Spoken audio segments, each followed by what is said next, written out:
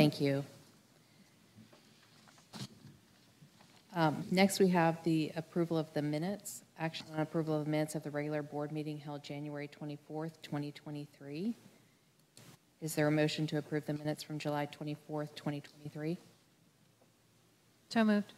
Thank you, Ms. Ogden. Excuse me. I think we're supposed to review and approve the agenda.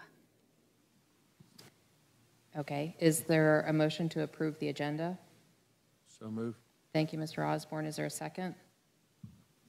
Second. Thank you, Dr. Joy. Any discussion? All in favor of approving the agenda, say aye. Aye. Oppose? Thank you.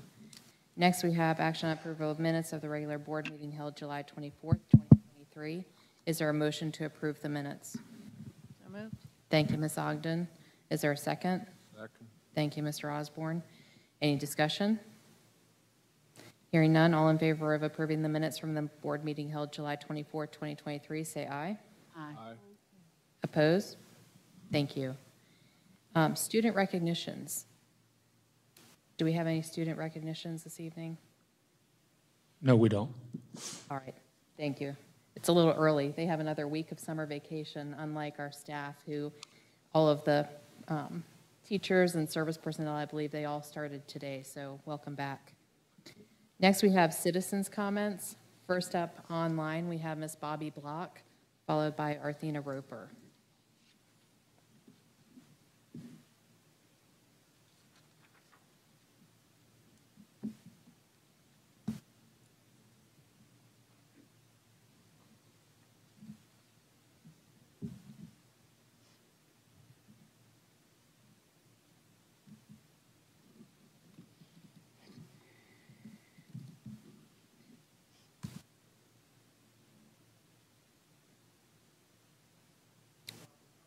Ms. Block is not on this evening?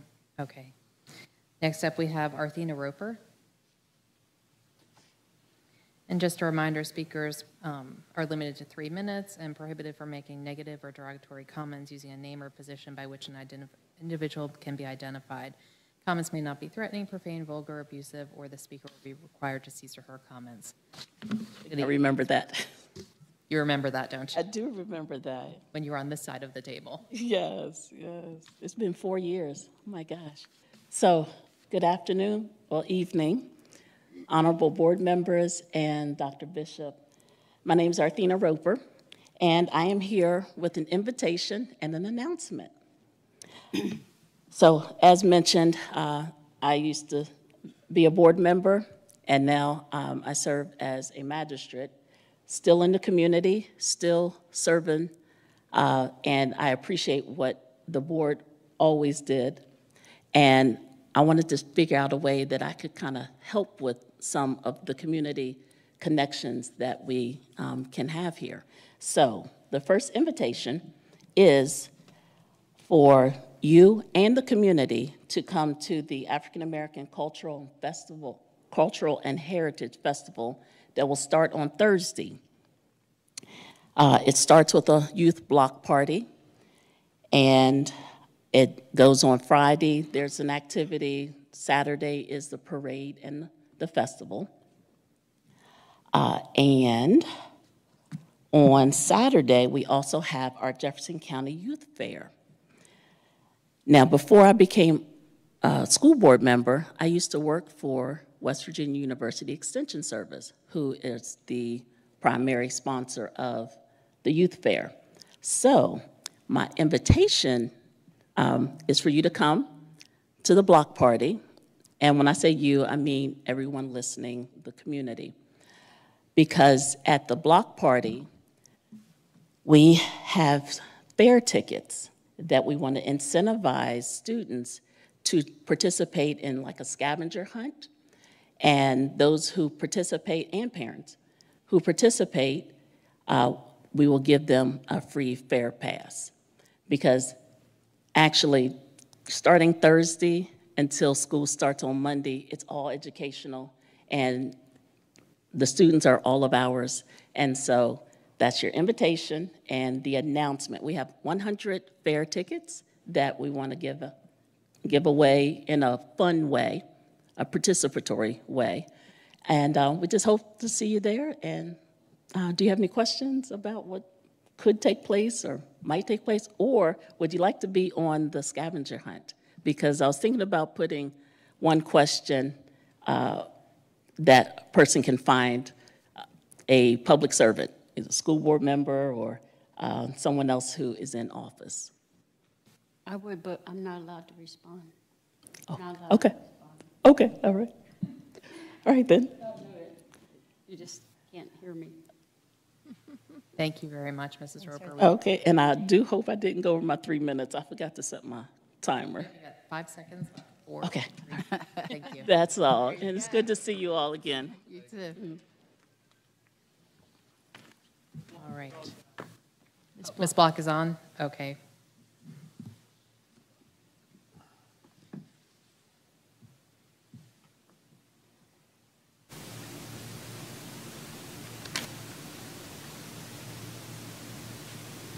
Ms. Block, are you there?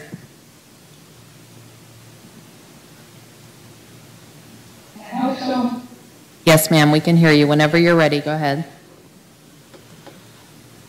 I don't see my microphone, so I'm not, are you in control of the microphone?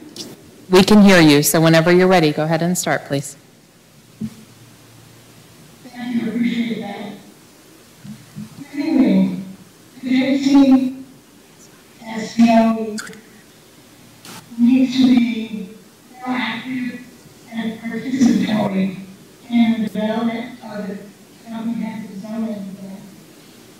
DOE as a social government entity that can play a key role in expressing that the schools play in making sure we have a healthy and a community that is growing because of our children and the services that you provide. And therefore, a union between the community zoning plan and the public schools would be unbelievably helpful for all those concerned. The environment and the future of this county depends on it. I pray we can work together in the spirit of the golden rule. We can turn to ensure that it's no one type of situation.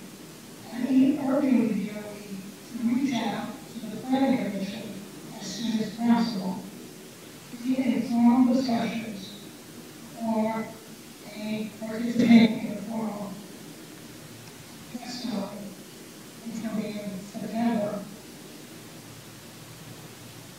We need to overcome the feeling of polarization and separation. This can bring our county together. This can improve the services for our children, and that's what we all want. It would be wonderful if we could work in concert with the commission and the Jefferson County Commission as they develops a zoning plan. I know I can't ask you whether you want to know those at this point, or realize how important the zoning plan is. But the reality is we want to try to avoid any further conflict in the community. Development and design of the Jefferson County Comprehensive Zoning Plan requires collaboration and coordination to ensure a healthy and proactive community. Everything that could be close working relationships with the Jefferson County school system and the county commission. Thank you, Ms. Block. I'm sorry, your time's up. Thank you. Next, we have the consent agenda. Mrs. Loring, are there any changes to the consent agenda this evening?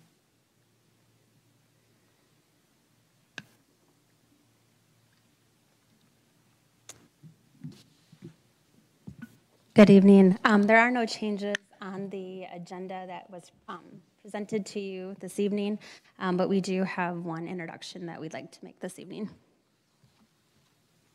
It's my pleasure to introduce our recommendation tonight for the Director of Responsive Education. Mr. Ian Hillman is with us, and I'd like to take a minute to introduce Ian to the Board of Education. He is on the agenda again to as our recommendation for the Director of Responsive Education. So, thank you. Great job. Welcome back to Jefferson County, Mr. Hillman. Yes, welcome back. And then we'll have one introduction for you later this evening. Okay. Is no there a other motion changes. to approve the consent agenda as is? So moved. Thank you, Mr. Osborne. Is there a second? I'll second that, and then I just have a quick question. Thank you, Ms. Ogden. Any discussion? Yeah, I have several questions. Just real quick, the question I had is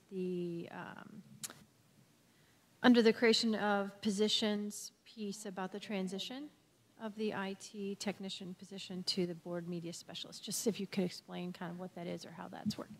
Correct. So that is an existing position that is a vacancy presently.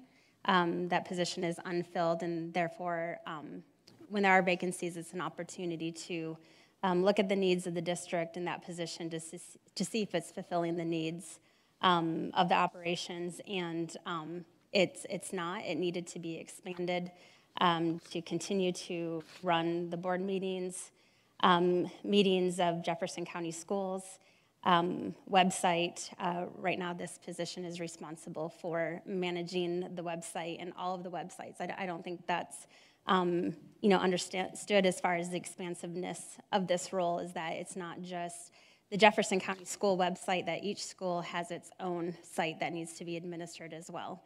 So that is the request to broaden this role into those areas, but also to the AV, the audiovisual components and requirements in a school system. And then the business education teacher that we need, I'm assuming we definitely, due to enrollment, we looked at, because we have a number of them at Washington, so we can't.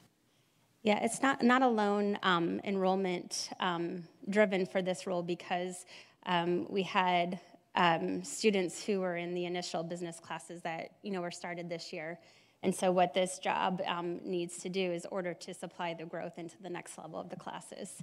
It also will help with, I had some points for that, so let me just grab it for you. Oh, thank you. It gives the students more business classes to select from, so with having just one teacher, it's a limited list of classes that they can choose, so this will expand it to the students. It will increase the number of completers that are in the CTE program. One of the big components of having it at the high school is that it will limit the reliance of having students actually travel physically to Rumsey to get those courses. They'll be able to take the courses without experiencing a gap year. Expand club opportunities at Jefferson High School that was missing without having the expanded role. At one point in time, there were 3 business teachers at the school. Then it went down to 0 and then back up to 1 this year. So this gets us closer to where having a sound business program at Jefferson High School. And then with the changes to the personal finance class that high school's students need to complete, it will help be able to provide support with meeting that requirement. I know that we've had, as you said, we had 3, and then we went down to 0, and we've been really wanting that business program to be able to grow at Jefferson as well, because I believe, correct me if I'm wrong, we do have the 3 staff members that teach that at Washington. So I think it is definitely warranted. The students, if you say if they build it, they will come. I mean, I know that we have students that are already there, but it will be nice to watch that grow. So thank you. I appreciate it. I have several questions, as I said before you spoke. Yeah, I absolutely agree. We definitely need the business teachers back. Should have never been moved. in my opinion. But anyway, my questions are, communities and schools, I assume that's a grant position, correct? That's grant funded? Yeah, we actually presented that at a Yes, previous I board. just wanted to double check. And then the professional liaison, those are free. They're not being paid for that? That was also a previous presentation to the board, and those are extracurricular stipends. Okay, so they're stipends. Okay. And so my other questions are, I'm wondering how many positions that we have open now, like how many long-term subs? I'm sorry, this evening, the agenda item on the floor is the personnel actions. I believe I can only comment on the personnel actions. Excuse me? That's not part of this evening's consent agenda. Oh, because it doesn't say anything about open positions? I don't understand. You don't know how many open positions there are? I do, but the Right now, we're requirement, yeah. discussing the consent agenda, which is what's on the agenda. Okay. Then I think that's all my questions. Thank you. Any other questions or discussion? Hearing none, all in favor of the consent agenda as posted, say aye. Aye. Excuse me, aye. Oppose? I'm sorry, I couldn't get that. Mr. Osborne, Ms. Bratton, Ms. Ogden, you were all aye. Dr. Joy, you were an aye? Okay, thank you. All right, next up we have Deputy Superintendent for Instructional Support, Mr. Banks.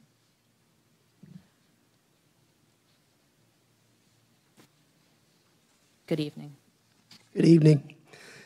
Well, now that you've approved Mr. Hillman, I can now speak a little more. We are blessed, and thank you for your support and accepting our recommendation. As you know, Mr. Hillman was previously a principal here in Jefferson County, and we welcome him back with open arms as our Director of Responsive Education. He brings a great deal of experience, not just at the secondary level, but at the elementary level, to a position that needs both. And so we unanimously selected him as part of our interview committee, and we appreciate your support as a board in welcoming Mr. Hillman to his new position. So, Mr. Hillman, congratulations.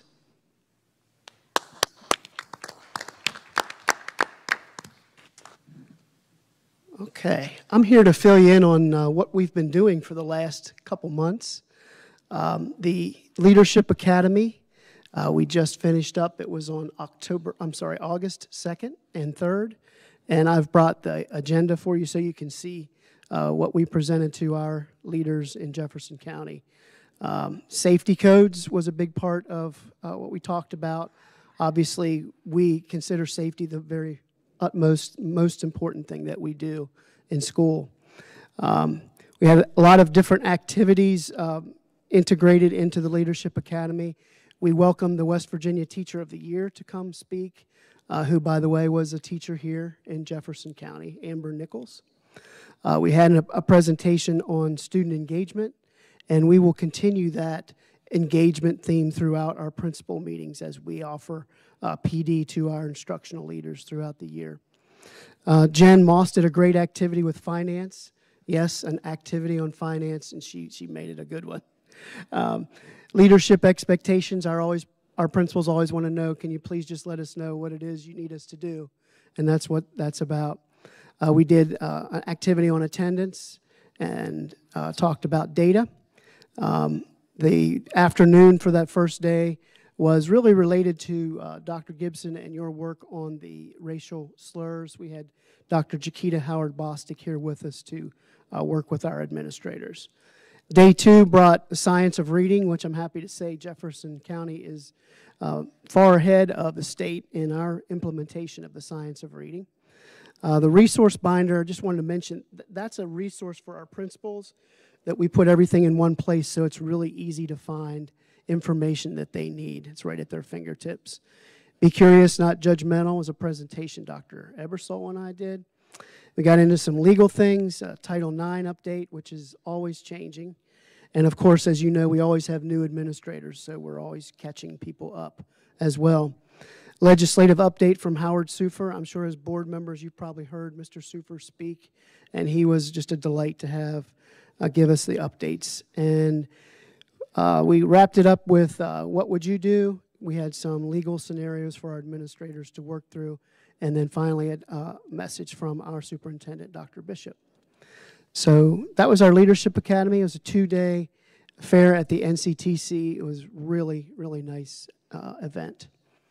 So last week we had our new teacher orientation. We spread this out to 3 days this year.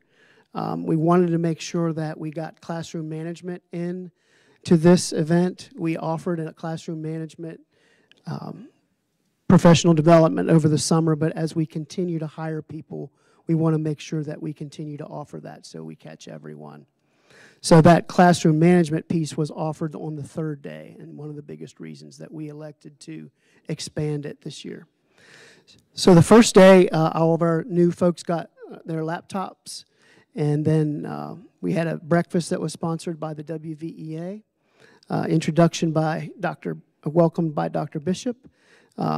Ms. Dallas Lewis spoke about cultural unity and equity. Then we had a good presentation on relationships and building connections with students, an overview of special ed, and then we had some important things to know. These are things that when we asked our committee a year or so ago, what are those things you wish you had known, really knew before you started teaching? And so those were mandated reporting, HIPAA, FERPA, and social media, some of those things that can get you in trouble as a beginning teacher. And then we had Mr. Caton with the new teachers as well on school safety protocols, which is followed up by the principals today when staff returned. Ms. Loring shared her marigold story on day 2. We had an introduction to Canvas, some of which knew a little bit about Canvas, but mostly those were folks that were brand new to Canvas and to Weavis. So trying to squeeze that into an hour and 15 minutes is next to impossible. Next, we talked about our instructional model for the school system, our non-negotiables, the standards and pacing guides. Did some scenarios with new teachers, which were related to mandated reporting and taking students home in vans or in your own vehicle, taking students to events in a van, and what the number of participants is permissible there. Hans did a great presentation on how to communicate with parents, and then we wrapped it up with be curious, not judgmental, and told them a little bit about our new teacher academy. And as I said before, day 3 was all classroom management. So the next thing I want to bring your attention to is this week. Today we had a professional development day. This is a school-led day, and they also had their faculty senate. Tomorrow is our teacher preparation day. Staff report to school on both today and tomorrow. Wednesday is a county-led professional development day, and all of the different levels you can see there, so all of our staff go in and click on those, and they will find their professional development that's set up for them. Thursday is the same. It's a professional development day as well. And then Friday is our professional development day that's school-led. So we have a mix of county-led and school-led days. Staff report to the school, and then we have the optional sweet treat to the start of the year at the Ranson Civic Center. Is that right, Ms. Loring? No, we're not doing that. This is an older agenda. The sweet start. Thank you. A jump start. So what we're doing there is we have designated locations that we're traveling to schools so that folks who have not met Dr. Bishop can meet Dr. Bishop, and we're taking bags to auction off prizes for our staff. So in lieu of the sweet treat that we did last year on Friday, we're going to have a jump start this year, and that'll be on Thursday morning. And then finally, the school service personnel staff development calendar for the opening week. You can see it's sectioned off into 3 areas: transportation, custodians, cooks, secretaries and clerks. So that's the schedule for our service staff for this week. And then finally, our students return on Monday. So I just wanted to fill you in a little bit on what we've been doing since August 2nd. And I hope to bring back to you next time the data from our balanced scorecard at the first meeting in September so that you can see our achievement from the 22-23 school year. So that's all I have for you this evening. Are there any questions? Thank you, Mr. Banks. How many days are teachers actually getting to work in their rooms? So we offered optional days on August 10th and 11th, and any teacher could come in and work in their rooms without any professional development. And then they have their teacher preparation day, which is tomorrow. So there's no professional development. They're in their classrooms all day.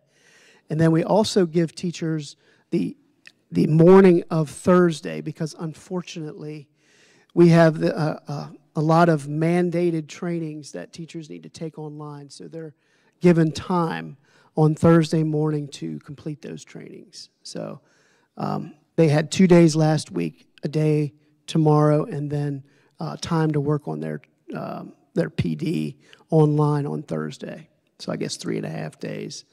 I don't know how many teachers took advantage of the days on Thursday and Friday, but I know quite a few did. So I think that's a really, really nice perk that the board has offered our staff in Jefferson County, which, to my knowledge, no other district does. So, Thank you. Thank you, Mr. Banks. sure. Thank you. Thank you. Next, we have unfinished business. 7A, action on approval to place draft of semester exam policy out for review and public comment.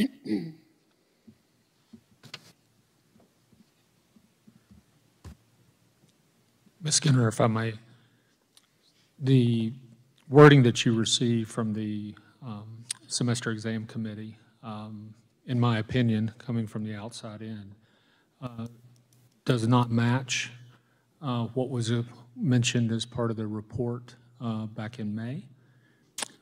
Actually, that presentation that was provided that evening, the recommendation was to eliminate exams and give assessment autonomy to our professional educators.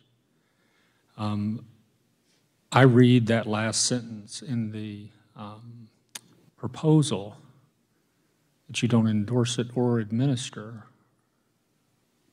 semester exams, which does just the opposite. It takes the autonomy away from the teacher. So I'm still learning the process, but I would suggest that that wording be changed.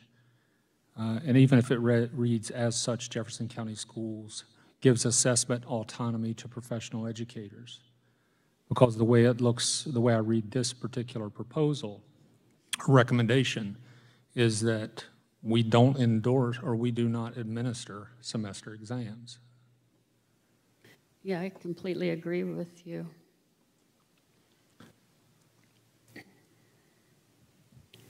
I agree as well. And I believe a member of the exam committee is available by Zoom if we need them to. Is it time to discuss this? I mean, do we have to vote on it and then we can discuss? Or? We can go ahead and take a motion. Is there a motion to place the draft semester exam policy out for public review? So moved. Thank you, Mr. Osborne. Is there a second? Second. Thank you, Ms. Ogden.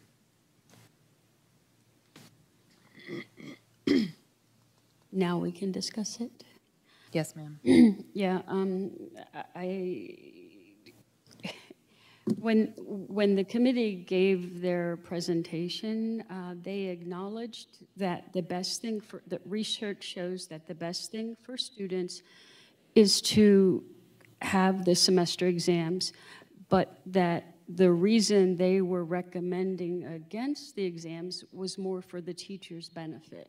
And I can understand that when there's subs, and some people stated that they had to create multiple exams, or their classes weren't conducive to written exams, and that all makes sense. But It's not that the exams are bad, it's that the way that we have been organizing and administering the exams, that seems to be what the real problem is.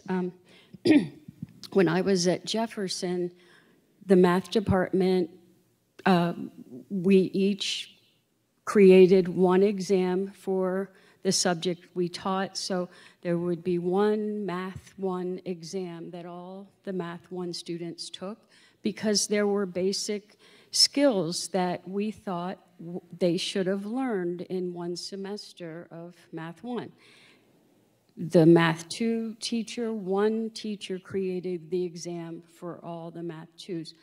We all had the same curriculum, and we knew how much we had covered in that semester, so we gave the same exam. Any questions that weren't relevant, we could remove them. But it was a very thorough process. Washington, when I was there just for a short time, each teacher created their own exams. There was no coordination, so it did create more work for the math teachers. When I was there, I did encourage them to, kind of do what Jefferson was doing, because it was more streamlined, and it made it more, it was easier for the teachers, and the exams were more standardized. So the other thing I wanted to say is there are certain classes, say dance, where the best thing to do for an exam would be to give a performance, not necessarily a written exam.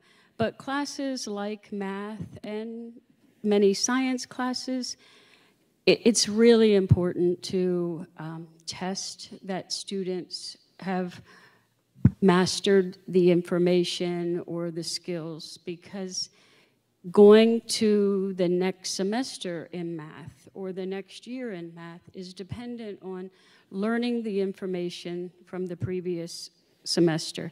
If we remove the math exam, say, which it's counterproductive to trying to raise test scores, because the test scores are, say, the SOLs, we should be two problems here. Number one, we're not even teaching the skills that are on these exams, the state exams, but also we need students to be ready for those state exams. They need to have practice taking exams.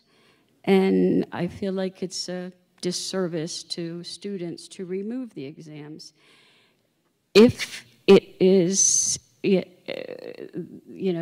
clearly there are a couple members of the board that don't want the exams, but what about, the honors program?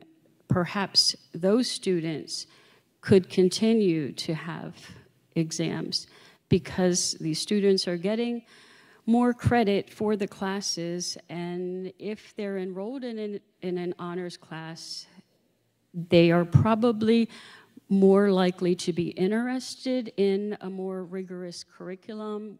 And I just think completely, like Dr. Bishop said, stating that the board does not endorse exams, that's not acceptable to me as an educator or a parent, community member.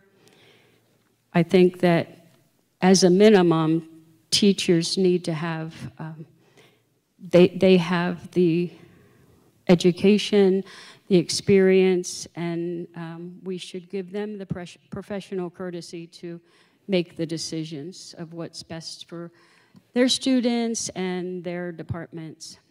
But it should not be that they are not allowed to give exams.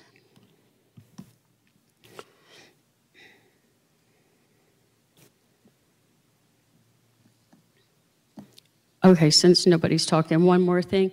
Those removing the incentive for seniors to not, you know, they didn't have to take the exam if they had a high enough grade or a high enough average. Removing that is, it removes an incentive for them to stay focused as seniors as well. So that's another problem that I foresee with this policy.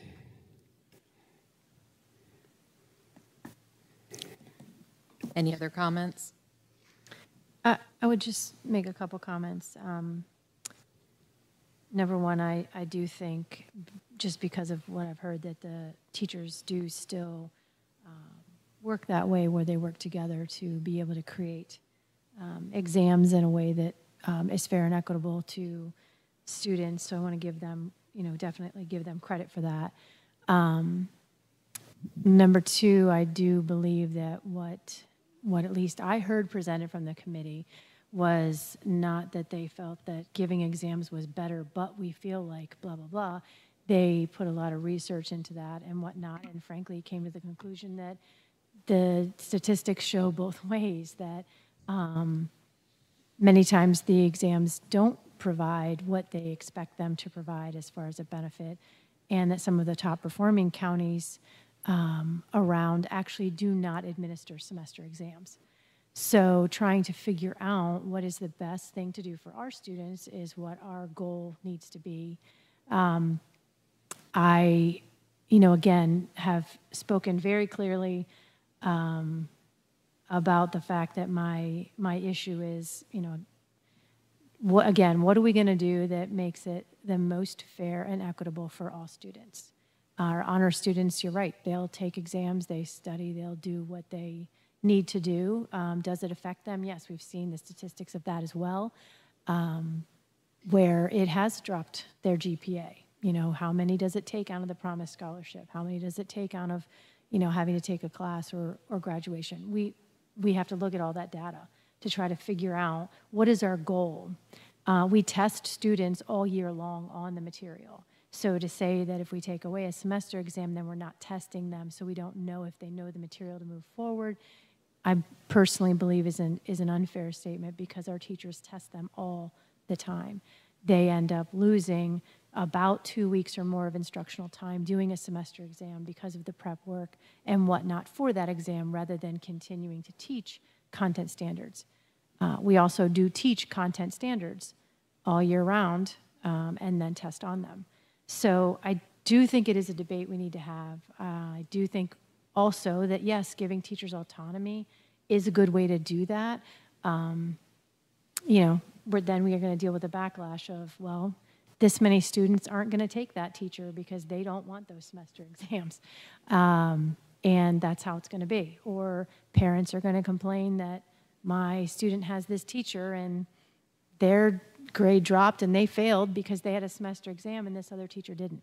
So it's a lot. It's a big undertaking. We have to go through it. I think to put the policy out, I don't have any problem, you know, putting it out with teacher autonomy and figuring out what we kind of get back. We are going to have to hash it out. It's not going to probably be fun, but we have to choose what we think is best for all the students. And I'm not really sure what that's going to be. But I would like to, because it has been such a long time, just hear a brief synopsis from that committee. Again, to say this is what our intentions were, this is what we felt like would be a good opportunity for Jefferson County Schools, and then, you know, we move from there and we all have to make that decision. So that would be my thought. I have two comments about what you said. It's not true that they test all year round. In a math class, they're lucky to get 2 unit tests in a semester. And So the 2 unit tests are not testing them? Excuse me? So are you saying that the 2 unit tests that they do have are not testing them? Or 2 unit tests are not enough? When you don't talk into the mic, I cannot. So you're saying that 2 unit tests are not enough, or that we don't test them? I'm saying that it's not excessive. You know, to get through 2 unit tests in 1 semester is a lot. It was a lot for me to be, a lot of times we didn't get to 2 tests because there were quizzes, but not necessarily tests every week. It's just how the department's designed it. At Jefferson High, that was the way it worked there. The other thing that you said about, wasting 2 weeks of instruction time, tests are designed to be instructional, and reviewing material is not wasting time, it's reviewing material. And it gives students a chance to go back and decide, did they miss something? Did they learn this? What questions do they have? And the practice of taking a test, and it helps students to learn what they know and what they don't know. The problem with the way that we do it, or have been doing it, is they'll take the exam and that's it, it's a new semester. However, had they taken the exam and had time built into the schedule to go over what they missed, then it would have been valuable. So again, it's the way that we're administering the exams. We have an opportunity to offer more learning, because the more students see the information, the more they practice it, the more likely that they will learn it and carry it over. So it's again the way that we're administering these exams. If we just give them the exam and then they go on the break, come back the next semester, that's not very useful. But if teachers decide to give exams, then I think that considering using them as educational tools would be the most beneficial, if that makes sense. That makes sense.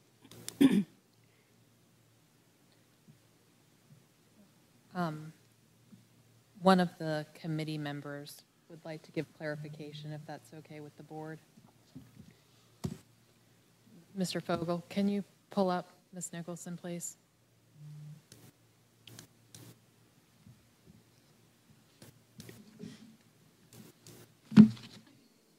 Yes, ma'am.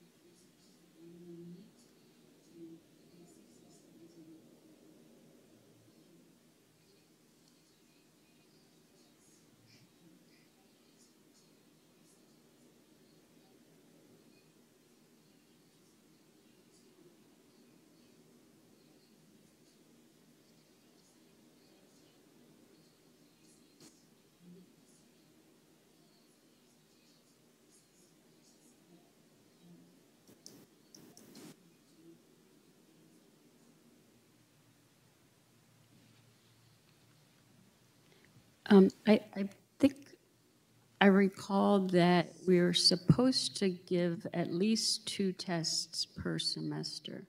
So it's not like classes or students are suddenly being tested. They were given tests throughout. Again, I'm speaking for math because that's very different, and I don't believe that students learning basic algebra, say, would benefit a whole lot from a project at the end, because there are so many mistakes that they can make, and without giving tests, they don't see their mistakes along the way and have the opportunity to correct them and learn. Most of the points, again, were related to the way that the school system administers the test, you know, leaving little time for grading. Well, if these exams were given in enough time, then there would be time for grading. If a week is spent on review, then, you know, that's a week, and then they take the test. That's not a month missed of instruction. And the statement was for teachers to get through the material. That's not student learning, to just, you know, spit out instruction or information. Students, especially in math, it's like a sport. You have to practice. And, you know, if the decision is to not give exams by a teacher, that's one thing. But to say that, you know, when a teacher knows that she will need to give an exam and it falls at the end of the semester, and that's the only way to ensure that her students will be engaged, then that teacher needs to be able to have the opportunity to give that exam if they choose to. As a minimum, like Dr. Bishop said, I mean, I guess at some point, maybe somebody makes a motion to change that wording. Is that how it works? Or? Just to clarify, it's 2 summative assessments per 9 weeks. So 4 per semester. So I think I didn't hear you. I'm sorry. It's 2 summative assessments per 9 weeks. So 4 semester. Yeah. Yeah, so it's not like they are suddenly seeing this at the end of the semester. They are tested, and I just think the teachers know what is best for their students. And it's going to be hard to keep seniors engaged the second semester. I mean, that was the whole point of that policy years back, to give seniors an incentive to stay focused, at least through part of the second semester. Well, right now there's a motion on the table to place the draft of the semester exam policy out for review and public comment. That's made by Mr. Osborne and Ms. Ogden. Do either of you wish to change your motion, or would you like to put the exam policy to vote as is for public comment?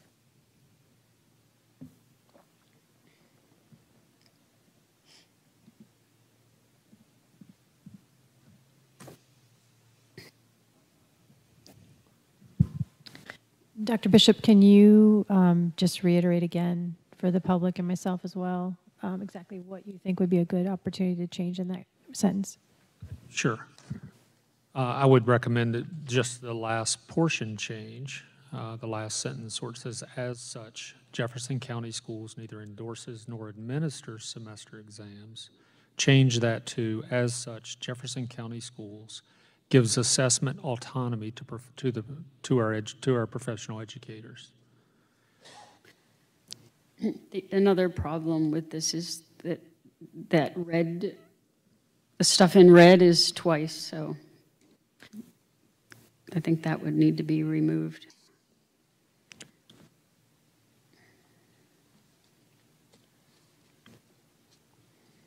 And Madam Chair, did I make the first motion, or did I second it? Did Mr. Osborne make it? It was Mr. Osborne. Okay.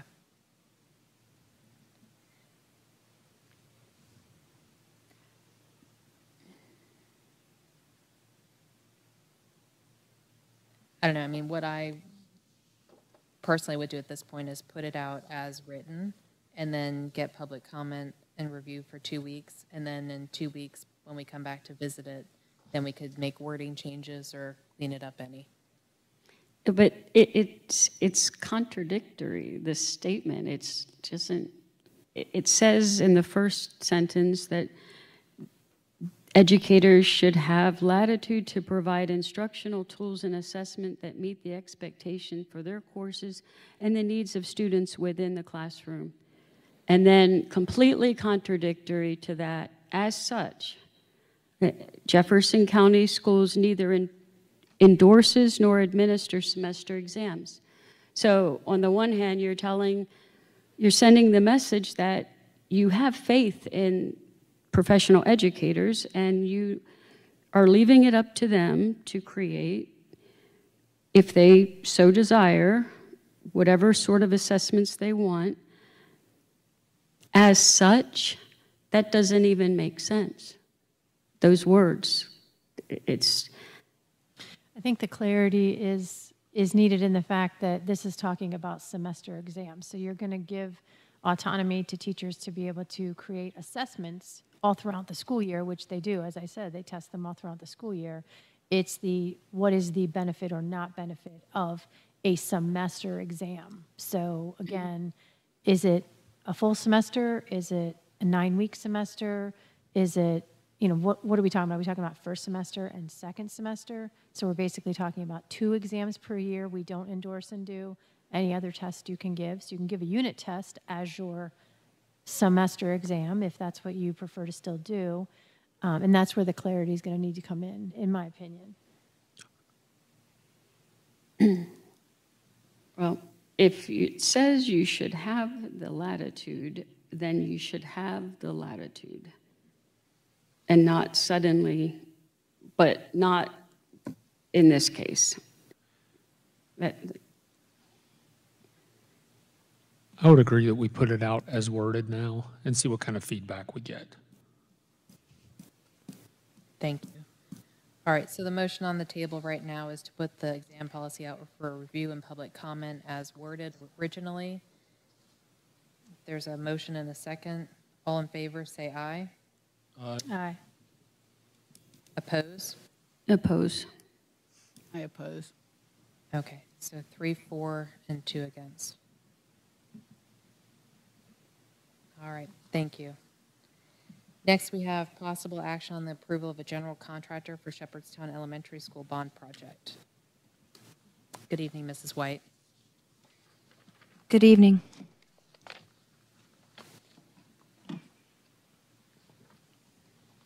So last Thursday, we had 4 bidders for the Shepherdstown Elementary School project for general contractor.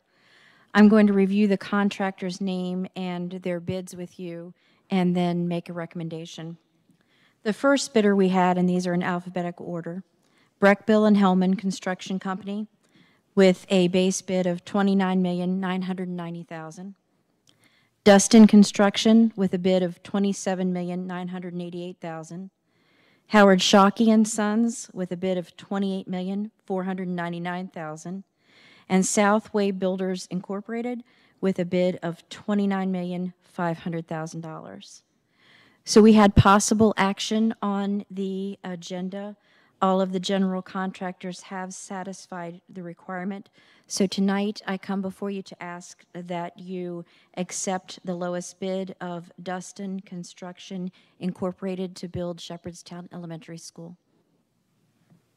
Thank you, ma'am. Is there a motion to approve Dustin Construction for the new Shepherdstown Elementary School? I make a motion to do. Thank you, Ms. Bratton. Is there a second? Second. Thank you, Mr. Osborne. Any discussion or question? Yeah, the unit price increase or decrease is a little bit higher for Dustin than the other. It is, yes, and I do have the ability to negotiate the unit pricing as well as the number of days in their contract, so that will be negotiated. Where is this company from? They are from Maryland. Do we know of any other schools they've built? Spring Mills.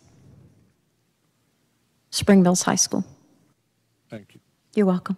So you're saying you can negotiate it to where it's at least to the other Hellman? Yes, ma'am, I have the ability to negotiate, and I shall do that. And those number of days, I see, are more to... Yeah, that can be negotiated. The geothermal well, is that still in the works? It is. And their price is higher for that. Is there a reason for that? Because I thought that was a different company, but they were just testing. Correct.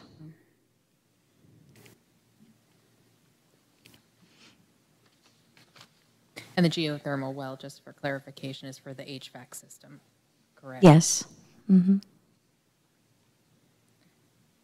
All right, hearing no other discussion or questions, there's a motion on the table to approve Dustin Construction for the, as a contractor for Shepherdstown Elementary School. All in favor, say aye.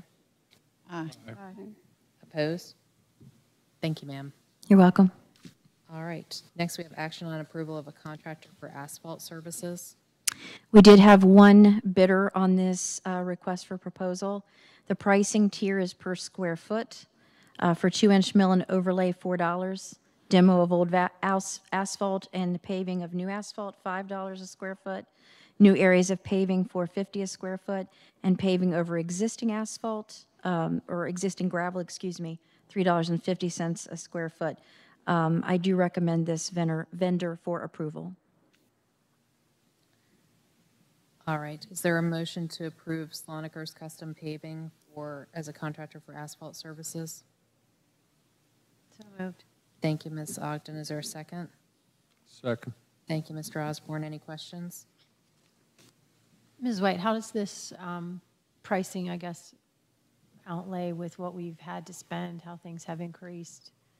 Things absolutely have increased, and our purpose in doing this is so that we don't have to keep coming and asking you over and over again, and we can just have the paving done. What it will do is stop the price from rising. It locks in the pricing. I think the pricing is right in the neighborhood of where it should be as well. Okay. It's competitive.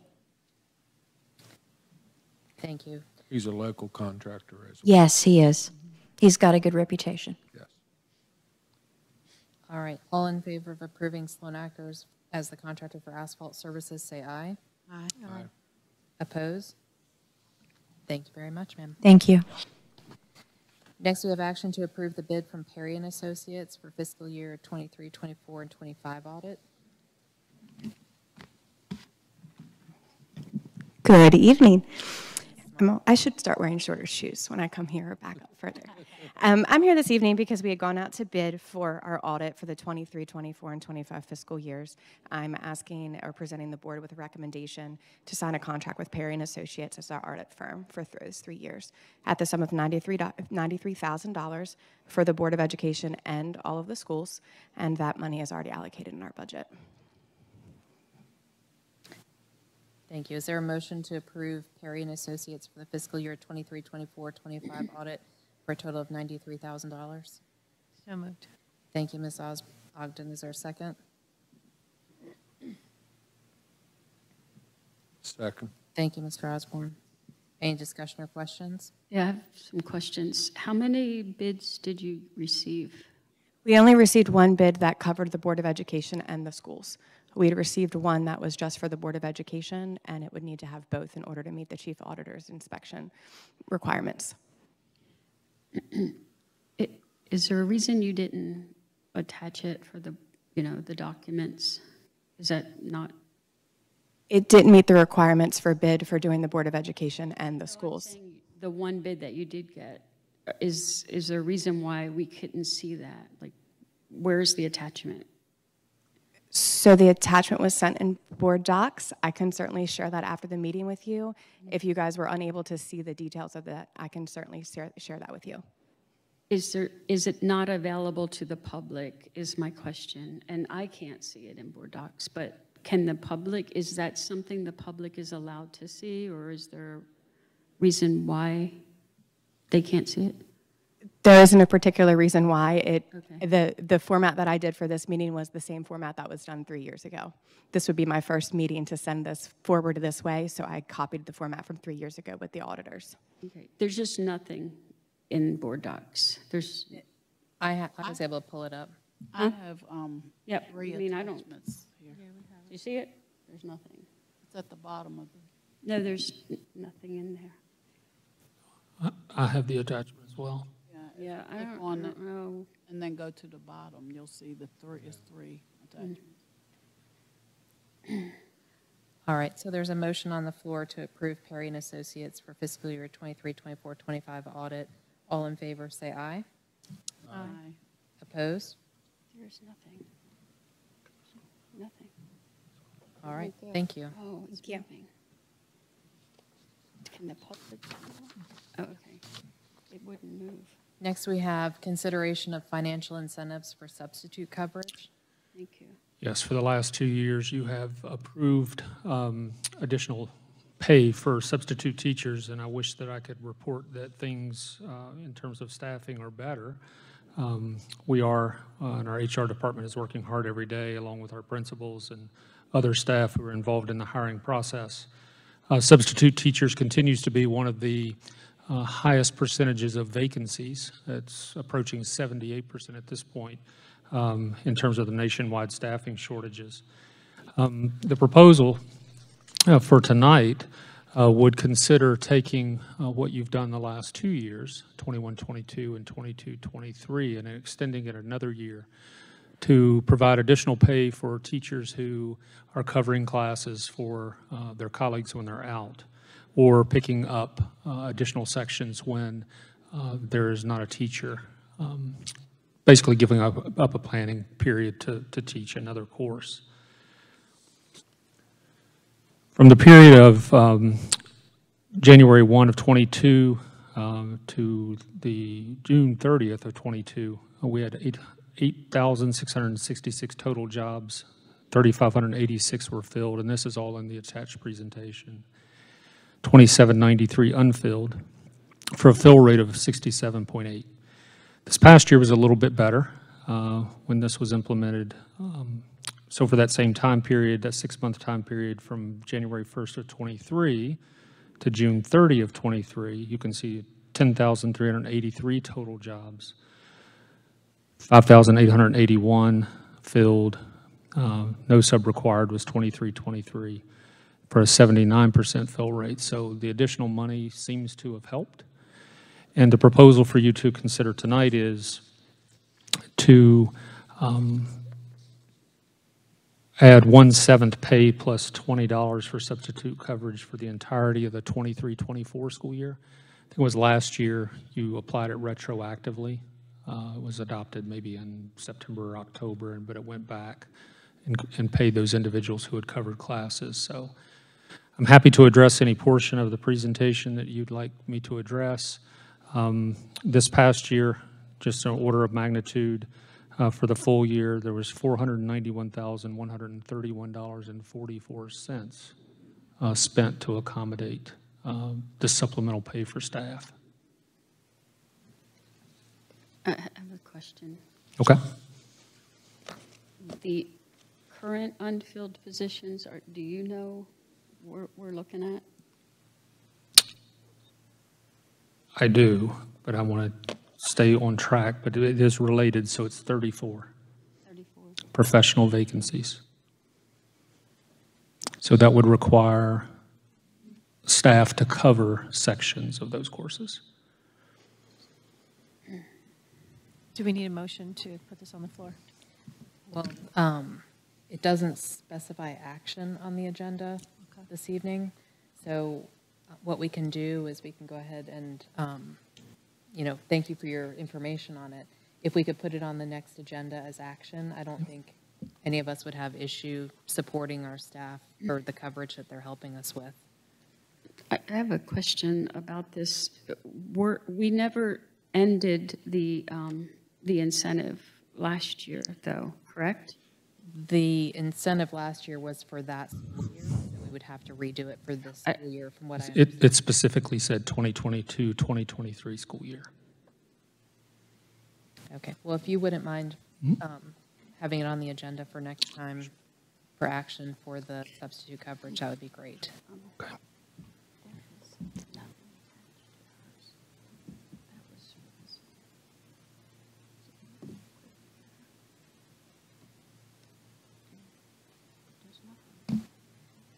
Dr. Bishop, did you have anything else? No, I don't, sorry. Okay, that's okay. I just wanted to make sure before we moved on. Next is item C, update on board self-appraisal. Every year, the state requires the board to do a self-appraisal, and that's due August 15th, and that was turned in last week to the state, so that is completed. So we can go ahead and check that off our to-do list. Next up, we have advisory committee reports, and we don't have any committee reports this evening. However, I would like to just take a moment. First of all, we had a committee jump in to give us some clarification tonight. I'd like to just take a moment to thank the advisory committees and just to remember the purpose of these committees. They're intended to work with and help Jefferson County schools and help us improve upon ourselves. An example is the HR Advisory Committee. Their intended goal, per their own information, is to determine needs and supports for human resources in order to better Jefferson County schools. As a committee, we will develop recommendations for the Jefferson County School Board. All decisions and policy changes can only be made by Jefferson County School Board. Their focus was to develop recommendations and to increase the hiring and retaining of staff and educators in Jefferson County schools. It has come to my attention that there were some falsifications and misrepresentations in the HR presentation. And I just want to take a moment to say that I recognize the negative consequences and the damage that this did to our HR staff. And we are all human, and therefore none of us are perfect. And despite how hard we work, our processes can always be improved upon. With that said, all Jefferson County employees are valued, and I want to thank you for all you do. And I hope we can work together to improve upon ourselves despite the constraints the state puts upon us. So I just want to take a moment to say thank you. Next up, we have board member comments and committee reports. Mrs. Bratton, do you have anything this evening? I just want to reiterate what Ms. Roper said when she was here. So on Thursday, for our African American Festival, there will be the children's, not carnival, but the children's nights. Youth block party. Block party, thank you. And on Friday, we will have the gospel extravaganza. On Saturday is the parade, and then a whole basic day of community. The community gathers, and there will be vendors on site. There will be food on site, and I think it wraps up on Saturday night. I really haven't looked at the agenda for Sunday, but usually there's something on Sunday too, but I can't be sure for this year. But it's always an event that is worthwhile attending. It's a very nice event, and it's very good for our children. Love listening to, the music. They have all kinds of bands that come. This year, actually, one of the highlights is Howard University Marching Band will be in the parade. So that's a highlight. I can't wait to see them. I myself am riding in the parade. I don't know what other board members are doing, but it's just going to be an exciting event if you can make it. Thank you. Mr. Osborne? I just wish that all our employees have a great, safe, enjoyable school year, filled with the joy of learning. Filled with the joy of learning. Thank you. Mrs. Ogden? Yeah, I'm just excited to get going again and get the students back in school and the staff. So hopefully the staff does have a great week and with very few hiccups. And then, students come back next week and everybody stays safe. And here we go. Another year. Thank you. Dr. Joy? Yeah, I wanted to congratulate the Wildwood girls basketball team, the Summer League. They were undefeated in the hometown sports Summer League, and yesterday they won the championship. I also wanted to congratulate the Shepherdstown Middle School FCCLA team. 3 students, Amanda Beza, Lily Nicodemus, Holly Helwig.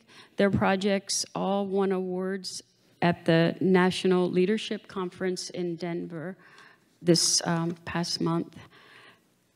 And I had stuff down about the Black Party, so I'll give a little more detail. August 17th, 6 to 10 is the Youth Block Party at Ranson Civic Center. Free food, backpacks, haircuts, rock climbing, basketball. And then on August 19th, that Saturday, the African American Heritage Parade and Festival. I will be in the parade, and I'll be giving out free personal finance books to all middle and high schoolers and bookmarkers to the younger children. So raise your hand and let me see you so I can get you one of those items. The Shepherdstown Middle School cheer tryouts were today from 5 to 7, and then tomorrow from 5 to 7. And finally, I had people want to recognize Heather Pendel. I was told that she works hard and has organized the Stuff the Bus campaign for the community. That's where they donate school supplies. And she always steps up when they're shorthanded and at the bus garage. So thank you, Heather Pendel. That's all. Thank you. All right. Well, staff, got one more week to eat your Wheaties and get your sleep before all the little bundles of joy come in. So it's really, the first day of school is always an exciting day. So everybody look out for those school buses on the roads and the little kids standing on the side, and just enjoy it. This year, like we did last year, to welcome our students at different schools. I have not heard of that yet, but It will be fun. we can see. Okay. But there's nothing as magical as the first day of school, except maybe the second day. So enjoy that first day. Next up, we have superintendent's comments. Dr. Bishops, do you have any? Just 2 things. The last meeting, Ms. Ogden requested some information related to the summer experience, and that information is attached. Since it was requested publicly, I did attach it publicly for anybody to review. And then secondly, the start of the school year, our one-on-one meeting last Thursday, Ms. White said that we are ready to go. Buildings are ready. Anytime you operate as many facilities as we operate, there's something that's bound to go wrong. An HVAC unit won't come up to temperature or go down to temperature, however you want to look at it. Something will happen. And then Mr. Banks also mentioned the Jumpstart event on Thursday. Ms. Loring calls me the carrot to get people to come. So our plan is Washington High School, and then the Blue Ridge campus, Charlestown Middle, Harpers Ferry Middle, Jefferson High, Shepherdstown Middle, and then we're going to end our morning at the operations facility. So schools that are within one of those 7 locations are invited to come, and we have raffle baskets and a variety of things. So looking forward to it. I love the start of the school year, and I'm excited to have our students back on Monday. Excellent. And we do have an executive session this evening for legal to meet with our attorney. And there will be action afterwards. Is there a motion to go into executive session? So move. Thank you, Mr. Osborne. Is there a second? Thank you, Ms. Ogden. All in favor, say aye. Aye. Opposed? Thank you very much.